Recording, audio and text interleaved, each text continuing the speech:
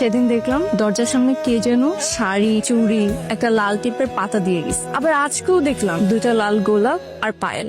আমি না বুঝতে পারছি না এগুলো কে করছে।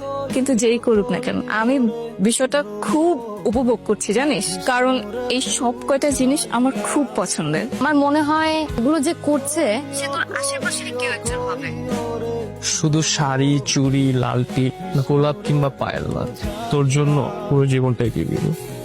আজকে তুই খাওয়াবে, আমি কেন তোর? কারণ এই যে তুই একটার পর একটা গিফট পাচ্ছিস, ওই আমারও তো কেউ একটার পর একটা গিফট দেয় না। যেদিন পেছনের মানুষটাকে খুঁজে পাবো সেদিন তোদের সবাইকে খাওয়াবে। তার মানে তুই চাচ্ছিস ওই মানুষটা তোর সামনে আসুক? তুই একটা মাথা মোটা বুঝছিস, যেই মানুষটা ওকে ইমপ্রেস করার জন্য এত ইনপুট দিয়ে যাচ্ছে তাকে দেখার ইচ্ছা থাকবে না? তাকে আমি মন ভরে দেখতে চাই, তার বুকে মাথা রেখে আমার গোটা জীবন কাটাতে চাই।